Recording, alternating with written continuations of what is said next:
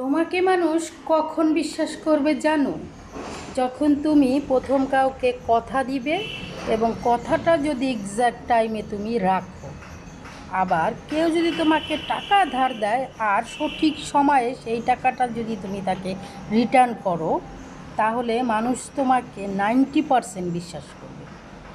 কারণ এই দুইটা বিষয় প্রতিটা মানুষেরই ভালো লাগে, যে এই দুটোটা বিষয় কারো কাছে সত্য প্রমাণ করে, তাহলে তাকে সে আজীবন বিশ্বাস করে। এটা ফার্স্ট টাইম এফেক্ট।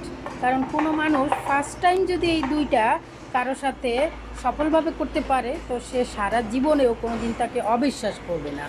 পরবর্তীতে যদি সে কথা দিয়ে কথা নাও রাখতে পারে, সরি বলে, তারপরেও সে ততটা কষ্ট পাবে না। সে ভাববে যে অবশ্যই তার কোনো প্রবলেম আছে, সে আপনাকে বুঝতে পারবে। কিন্তু যদি মনে করেন প্রথমবারই আপনি তাকে কথা দিলেন, কথাটা রাখেন নাই, কথার ভ্যালু নাই, আবার আপনি চাওয়া মাত্র টাকা আপনাকে ধার দিয়েছে, কিন্তু আপনি তা রিটার্ন করেননি, কিন্তু জীবনেও সে আপনাকে বিশ্বাস করবে না। কিন্তু আপনি মনে করেন ওই কথা রাখেন, টাকা ফেরত দেন, এটা কিন্তু আপনার স্বভাবে আছে, কিন্তু আপনি ফার্স্ট টাইম এটা করেননি, তারপরেও আপনাকে সে বিশ্বাস করবে না। কারণ কারণ ফার্স্ট টাইমেই আপনি তার সাথে 2 নম্বরই করছেন। তাই